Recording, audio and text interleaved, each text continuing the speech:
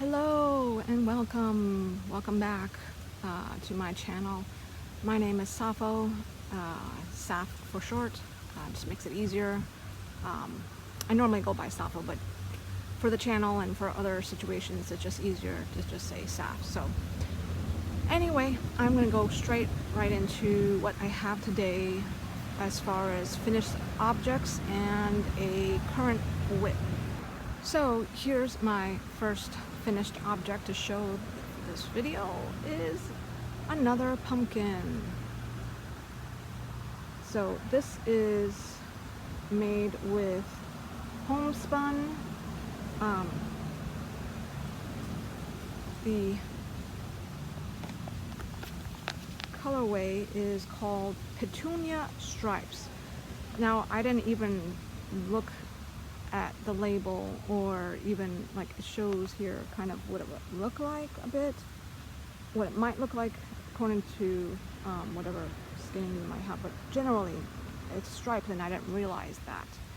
And so when I first took this colorway out to use for a pumpkin, I thought it was going to be mainly this color. You see, and that's what's on the bottom here, because the skein, it was mainly this.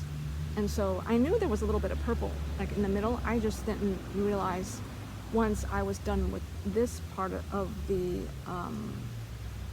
skein that it was going to be strictly purple for the rest of the skein. And so I kind of was bummed about that, because I thought it was going to be, you know, looking like this the whole pumpkin. So I really like the mixed color of the purple and I guess teal, maybe. Excuse me. But yeah, and so I thought about maybe color controlling it and just grabbing the new skein, you know, and starting and just going to do only this color. It's just I didn't want to kind of be cutting and, you know, having all these ends and be left with only this purple. So I just went ahead and continued it. And so you see, for the majority of the pumpkin, it is this purple, which is a cool color for a pumpkin, I think. But I really wanted it this color. So anyway, it just so happened I just happened to use up the rest of the skein when I got up to here. And then I decided to, so then I went ahead with a new skein and finished the stem. The pattern, I'll have it linked. It's Yarnspirations pattern, and they actually have it, the stem separately, done separately, and like, you know, obviously in a different color. I was trying to think if I was going to use a brown or something to kind of go with this color, but I just went ahead and decided to go with the same colorway. And instead of closing it off, I just went ahead and did the stem, you know, all around. So I didn't close it all the way, and then left a nice opening, finished stuffing it as much as I wanted it to, and then just kind of continued stitching and going in the round until I kind of got up a little bit to the height I wanted, and kind of started decreasing a bit, and then increasing again a little bit to make this stem kind of bigger and wider. And then kind of, as you can see, I kind of cinched it down to make it a curled up stem kind of. And then of course I did the leaf, one leaf and 2 curly cues on that. So yeah, so that's my other finished pumpkin. So I have 2 pumpkins, and that's kind of that's my finished object, finished pumpkin. And I was hoping to try to sell these, but you know, being here, I can't really sell online, sell on Etsy or anything like that, because I don't trust shipping from here to the States, because the postal system here is just not reliable, and it would take well over a month, because I had sent a letter, like a card, to someone and they didn't receive it till like well after a month. So, you know, it's just really just not worth it, you know, plus the shipping costs and all that kind of stuff. So I've been trying to sell it locally, and I don't know if it's just, you know, people are more traditional with their pumpkins, if they wanted pumpkins to decorate and aren't really into the multicolored or, you know, different kind of a color like this one is. But anyway, if I don't sell it, I'll obviously keep it, and maybe next year, or actually I think I may bring it with me to Tampa, or I'll just make a post and see if any of my friends in Tampa would want one of these. But yeah, anyway, I can always gift it to someone I know may enjoy it later on. We'll see, you know, next year or whatever. But yeah, it was really fun making it. I really enjoyed making this pumpkin, and I really like this design. As you can see, it looks like a star on the bottom. It's just, this one isn't round, so I really enjoyed it. It was different than the other one. I didn't want to do the same kind twice in a row. I get bored. Plus the ones where you do it with the paneling, it just kind of really puts me to sleep, because it's just all these rows of single crochet, or even possibly maybe half double crochet, but it's just so repetitive that it puts me to sleep. So I really enjoyed making this in the round instead, and not a panel. I actually don't really like the cinching of the pumpkin,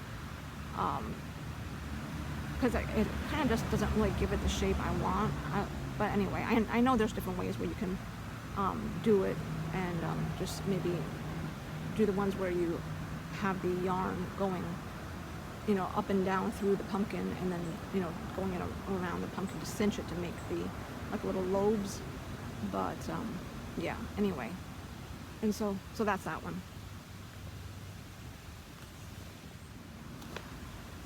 And my second finished object is my very first Tunisian, and it is a hat. So I really like it, and I used chenille. I used the one I did was Lion Brand Nap Time. I think that's what it was called, Nap Time. And it's a it's a 4-way, so it's a really thin chenille, and really soft. So I made this for a friend for her belated birthday, and I'm going to see her next week. So I just asked my friend, I just told my friend what colors I had of this chenille. I asked her if she wanted regular acrylic or chenille, and she says whichever one is softer, which this one is. And then so I showed her the colors I have of this yarn, and this is what she chose. So I hope she likes it. And she chose no pom-pom on top, and so that is it. So this is my very first Tunisian. Very, very simple. Very simple in my very first one, and I really enjoyed it that I'm actually making a second one. But the only thing I don't like about this is the seaming, because you do it in a panel and then you've got to seam it up. But because of the, obviously, as you can see, because of the multicolored, seaming it kind of leaves you with this kind of ugly looking seam in the back, which I'm really not crazy about. But at least, hey, it's in the back, you know, you just wear it in the back. But that's the only thing that really bothers me about this pattern, is that it's not done in the round and it's panel, and so you have that kind of funky seam, and I just don't know how you can seam it up where it does not have this look. If you guys have any tips on seaming with having two different colors, and you know what's the best stitch, or what's the best way to stitch this up without it looking like this, please let me know. But yeah, and so then of course onto my whip, trying without trying to not get this tangled, because it's two skeins, because this is multicolored. So in a sense, my very first kind of color work. But so here's the other one I am making, and obviously a different kind of color choice and a different yarn. I'm using Hobby Lobby's I Love This Yarn, and I didn't bring it doesn't have the label, so I don't know what they call this, but it's like a maroonish color. It is a stone wash too. It's so, and the white is Red Heart Super Saver that I am using up from the very first time I got yarn here, and of course because they only have Red Heart, so. But this white actually is not too bad. It's not as rough as the other Super Savers. I don't know. Maybe it's because this is white, you know, and not the other dyes, because I heard that some dyes make certain... Oh, sorry about that. Okay, so yeah, so I was saying about, I know that some dyes, I've heard that some dyes affect how soft or how rough a yarn is. But anyway, so I mean, this white is a white Red Heart Super Saver, but yeah, it's actually not bad. Much softer than some of the other Red Heart Super Savers that I have. So yeah, so I Love This Yarn, and like a maroon, stonewashed maroon kind of thing. And so this is going to be for my family. I'm not sure who's going to end up wearing this. I'm pretty sure I will not have enough time to make enough for myself and my two girls for us to wear while we are in Tennessee in a few weeks. So because we actually are heading out next week. We're heading out. We're going to be in Tampa for a week for a conference that we're attending, and then we'll be in Tennessee to visit my husband's siblings. So yeah, my brothers and sister-in-law. But yeah, so this is the other hat that I'm working on right now. So one of us is going to be wearing it because I know it's going to get quite cold while we are there. But yeah, and this one is really curling bad. It must be that, I don't know if it's just because of the acrylic that's causing it to curl really bad. When I used the chenille, it did curl, but not like this. So I don't know what the deal is, but that's what it's gonna look like. So yeah, it's gonna look like this, except in these colors. So yeah, really enjoying this. I definitely need to find some other things I can make in Tunisian. Not into blankets. I'm not really doing wearables as far as sweaters or cardigans. Maybe a shawl. I would do shawls for sure. I would do shawls. So maybe I'll look for that. I don't know if there are any other kinds of Tunisian that's not wearables, but you know, or blankets. But I will keep looking. I'm sure there is, I would assume. I just haven't really looked. I guess it's just really there isn't much on YouTube. Because I usually go for YouTube tutorials first before I look at patterns, I guess, written patterns kind of a thing. But yeah, so that is pretty much it as far as yarny goodness, fiber stuff, crochet. But yeah, so if you are wanting to stay and listen to me chat for just a little bit, some things, non-yarny stuff that I wanted to share, please feel free. If not, then I will see you next time. But yeah, so like I said before, we're going away next week. We're so excited. The girls have been they've been ready since we got blessed with funds to even be able to go, which that in itself is a miracle for us to even have the finances, because in the natural there was just no way, you know, for us to financially be able to do that. But yeah, God answered our prayers and sent someone our way and blessed us tremendously with us being able to go. So we're excited, and we're just really excited, yeah.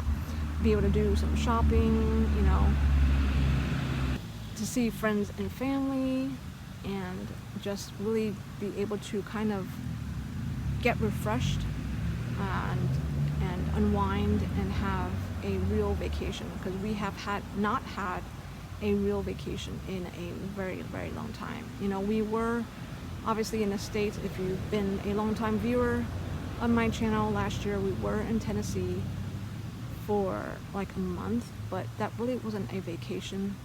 We didn't really get to do anything. We didn't have the finances to do anything. You know, we were there for my mother-in-law's funeral, you know, so we really, you know, we were just there for that long because we had to wait for the paperwork to be finished and all the stuff that we needed to do, you know, that goes along with the death of someone. So yeah, so that really wasn't a vacation, you know. In a sense it was for the girls. They didn't really do any schoolwork. We kind of let them take the month off, you know. I homeschool them, so that definitely allows for great flexibility in situations like that. And so yeah, but yeah, so that's, like I said, that's why, you know, we're really excited, because this will be our very first vacation in a very, very, very long time. And so we're so grateful and thankful to God for us being able to go. And yeah, I'm looking excited. I'm gonna have a meetup with Pam of Be Creative Crafts. Hey Pam, if you're watching. And so I'm going to see her, and she said she's actually going to get some Vegemite for us to do a taste test. So we'll see if that happens. Definitely keep your eye out on Pam's channel, or mine. Most likely probably be on Pam's channel. I don't have a good phone that I can record with, so most likely it'll be with hers. But anyway, yeah, so that's what we're doing. I'm gonna meet up with her. I'm gonna pick up my yarn that she shopped for me at Hobby Lobby's clearance sale in June. I'm excited to get some of that. I have to see too if I'm gonna go ahead and get all the stuff that she originally got for me, or if I'm gonna, you know, because I gotta see, you know, I already have some things waiting for me at my friend's house, because I had some things mailed to them. There's a friend in Tampa, or Lakeland, really. She lives in Lakeland, but I'll be seeing her at the conference.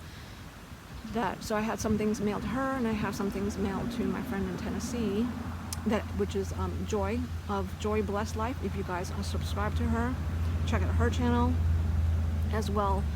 And so yeah, so I already have some yarn that I'll be picking up from both of them, and then yarn from Pam. So I gotta see, because you know, it's gonna be a lot of yarn.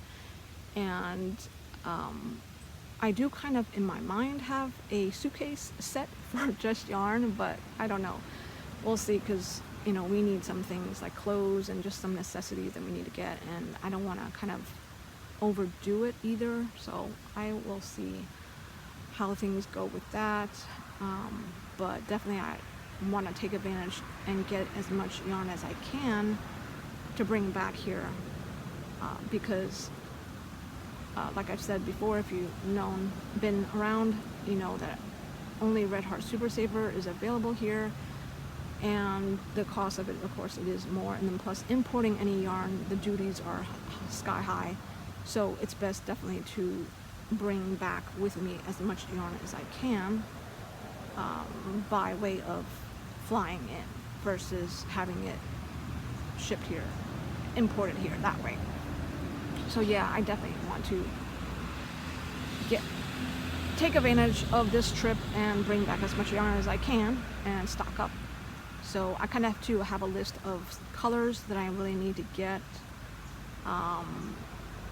and to maybe plan for some Christmas makes and things like that. So yeah, kind of need to really tweak my list and see and really think about what it is that I need color-wise, and what kinds of yarn that I want to really stick with. For sure, it'll have to be chenille. I think if I can get as much chenille as I can, especially if I am going to get the bigger weights, like a 6-weight chenille, because obviously then they are bigger skeins. And but yeah, anyway, so there's that, and yeah, we're just really excited to be able to go. I'm trying to think of some things to do in Pigeon Forge, Gatlinburg, and see what's kind of inexpensive things to do there, and see, obviously we're going to go to Smoky Mountains for sure.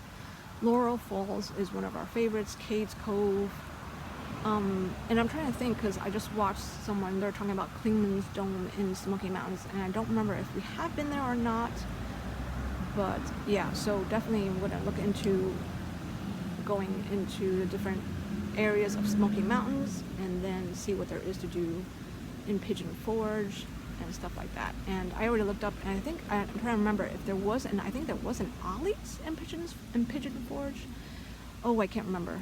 I have to look that up again to see and check out Ollie's for yarn, or even a Hobby Lobby too. I definitely have to look for a Hobby Lobby there, or even Joann's or Michael's. Although I know Michael's, I think Hobby Lobby is probably the best bet as far as selection of yarn, because I know Hobby Lobby has a huge selection because, you know, of their own brand.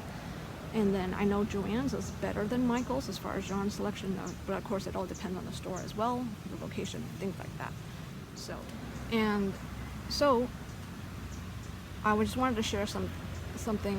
I thought it'd be fun every time I do a video, maybe kind of share what YouTube has been recommending to me lately that has caught my attention. And so recently for me it was actually I Love Lucy and the Andy Griffith Show. It's been a long time since I've watched any of either on YouTube, and all of a sudden YouTube just recommended it to me, and I started watching clips again. Unfortunately, they do not have full episodes of I Love Lucy or the Andy Griffith Show anymore. They used to, and I used to watch a bunch of I Love Lucy on YouTube, the full episodes, but recently, as of late, I guess YouTube has taken them all down. And so, but anyway, I've been watching some clips, and it is just so funny. Let me ask, I'm curious, how many of you are I Love Lucy fans out there? Anybody? My mom introduced me to I Love Lucy a long time ago when I was a kid, and I just happened to actually enjoy it, you know, even though it was black and white. When I was a kid, I was like, oh, black and white movies or shows, I was just like, man, that's boring, kind of a thing. And she even introduced me to Laurel and Hardy. It was, you know, that duo was hilarious as well. Although I haven't really been as hooked on them as I Love Lucy. And later on, I got introduced to the Andy Griffith Show. And it was at, funny story, it was actually when we were in Bible school, because the dean of our school, I can't remember how it even came up, but he ended up showing us an episode of the Andy Griffith Show while we're in school. It was so funny. And it was the moldy bullet. So I'm sure any of you Andy Griffith fans would know, diehard fans of Andy Griffith Show would know that episode. That one is hilarious, the moldy bullet, because the character Barney Fife, the deputy of the sheriff, Andy Taylor, he always was a fumbling, bumbling, you know, klutzy guy, and he would always only carry around one bullet, and he kept it in his pocket. And I can't remember the exact story of that one, but all of a sudden when he really needed it, he pulled it out of his pocket, and I can't remember how it went, but it ended up being the fact that it was moldy. It was so moldy because it wasn't in use. But anyway, that was just funny. But yeah, so that's what I've been watching lately on YouTube a lot more. I Love Lucy and Andy Griffith. And one of my favorite I Love Lucy episodes is the one where Ethel, you know, Lucy's best friend, while they're traveling to California, they're driving to California, and they stop in on Ethel's hometown where she grew up. And it was, basically, I'm not going to go all into it, but everybody was making a big, huge hoopla over Ethel being back, and how, I guess she somehow made everybody in her hometown think she was the superstar. And so they were doing this show and featuring Ethel and basically leaving everybody else out, leaving Lucy, her best friend, and Lucy's husband Ricky, and even her own husband Fred, leaving them all out. And so she was basically hogging the spotlight. And so it was hilarious. So when it was time for the show, it was Ethel, it was all about her, and she was doing this song. And the song was Shortnin bread. And so I'm sure those of you that are huge fans of Lucy know exactly the episode I'm talking about. And that one was just absolutely hilarious, because while she's singing that song, the rest of the gang, Lucy, Ricky, and Fred, were doing things behind her without her knowing. And it was just hilarious. And there's the one thing is it's just such a simple thing. Fred, which is Ethel's husband, would walk back and forth behind her, and he would start out just walking across the stage behind her, holding a small plant. Then the next time he came around behind her across the stage, he was carrying a bigger potted plant. And so on, and it would just get bigger and bigger every time he would pass by, and it was just hilarious. And in between him walking back and forth with the plant, Lucy and Ethel were doing Lucy and Ricky were doing other things behind her back that were just hilarious. If you, I will actually link the clip of that particular one that I was watching on YouTube. I will link that if I can find it again. You have to watch that clip. And so I kind of give you the background so you know what was going on. And that one just cracks me up. It was just hilarious. And then because it is just a clip, it doesn't show the end of the story where, the next day, it was written up in the papers, and they're saying how I can't remember how it went, but basically almost praising Ricky, Lucy, and Fred, for their hilariously comedic act. And Ethel is there sulking because now all of a sudden is they stole her spotlight. And then at the very end, but then of course the picture though ended up being, I think, only about her, or I can't remember, but it didn't show the end of that. But that whole episode was just hilarious, so hilarious. And so, but definitely go and watch that clip. It's just so funny. One of my absolute favorite episodes. I think even more so than the really famous episode of Lucy and Ethel in the chocolate chocolate candy factory. That one's funny, but I don't know. It's just the shortening bread. When it was in Ethel's hometown, that one to me is just way funnier. But yeah, and so that's kind of my. That's what I've been watching lately. Non-crochet stuff I've been watching lately that YouTube recommended to me. So here, and so, yeah, nothing really else going on with me. Here, the temperatures are finally cooling down. I am so grateful. I've been so looking forward to this cooler season. It's still in the 80s, and sometimes when you're in the sun, it is still hot. But generally, if you're in the shade, there's the humidity is pretty much gone. And so very, very thankful for that. And because it is just, because here, being in the Bahamas, it is hot, super hot, humid majority of the year, So having this nice break, which is pretty much like fall weather in the States, it is just, I look forward to that so much, and I cherish this brief, really seriously brief time of cool weather where you can just be comfortable and not always having to have the fan on blowing 24/7, and not getting drenched in sweat when you're just doing some housework, you know what I mean? So, yeah. And then it is also, too, it is pear season here, which is really avocado. I'm trying to think. No, all the other fruits are pretty much, there may be some No, actually there are no more mangoes. Mango season is pretty much done here. But there are like so many fruits here. I mean, it's just amazing, all the delicious fruit, fresh fruit, organic really, because it's not commercially made, and you can just easily get pesticide-free fruits here from all the people that sell them on the side, on the sides of the road and things like that. And but I think right now is mainly pear season. That's what they call avocados here. They all call them pears because a lot of them are shaped like pears, I guess. That's probably why they call them pears. And so I kind of already gotten used to just saying pears here. And my girls are always correcting me. They're like, it's avocado, but you just kind of got to adapt to the lingo here, and but yeah. And I was never used to be a avocado fan when I lived in the States, because too, I've only ever seen Hass avocados in the stores.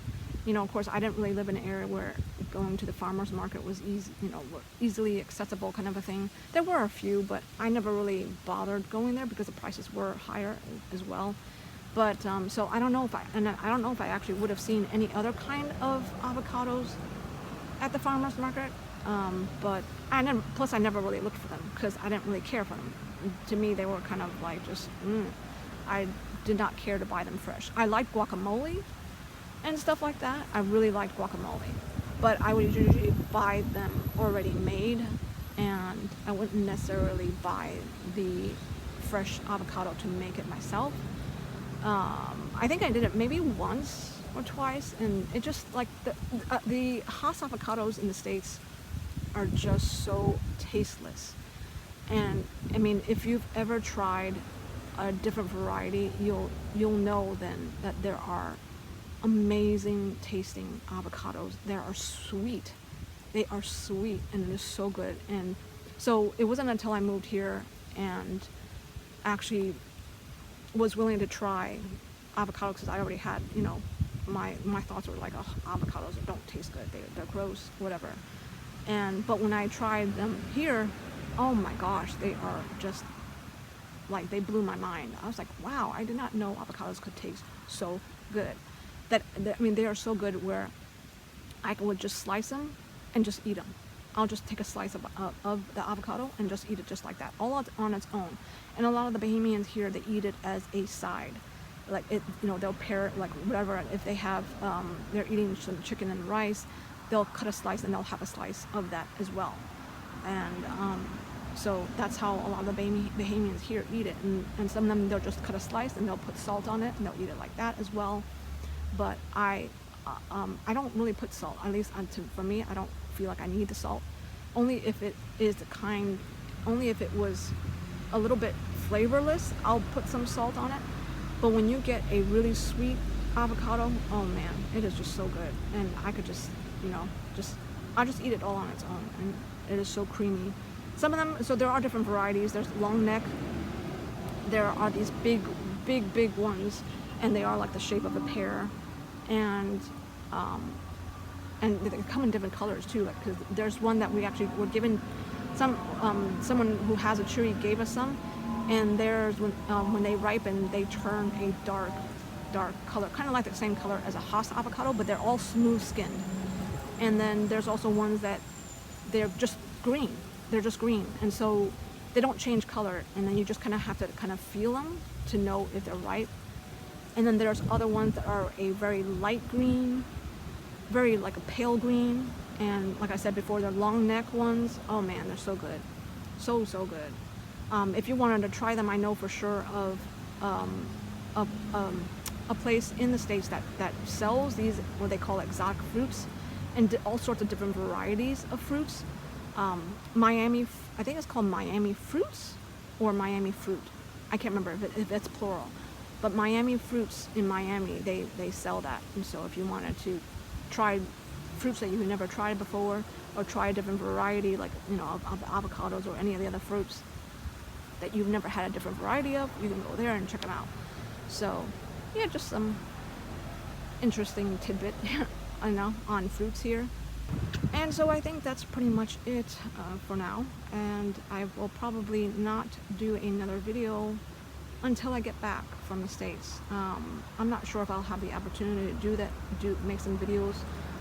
I have a lot of unboxings to do, so I may do some while I'm away. I don't know.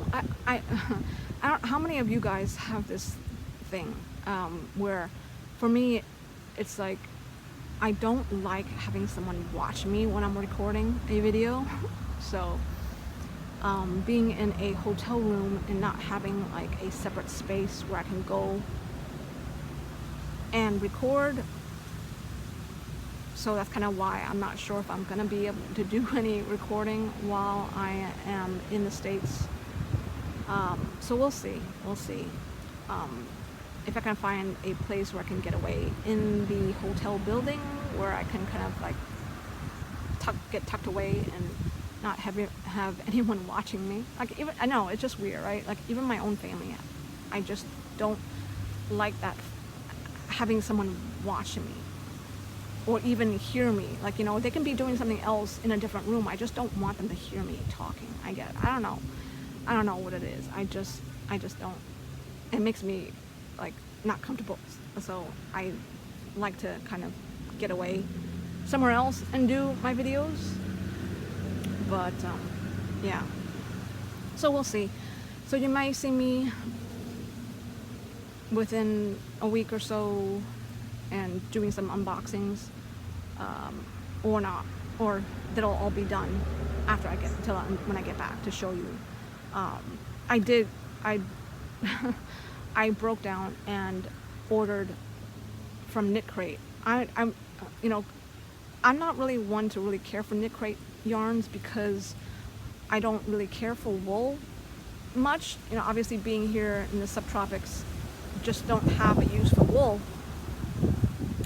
And but they do have cotton every once in a while, and so I did take advantage of the cotton, the crate that they had. I think it was in August, where they had a cotton. And thanks to Marquita of Marquita Makes Naughty Crush, she told me about this promo code that they had to get a free box, so I was able to get that one for free.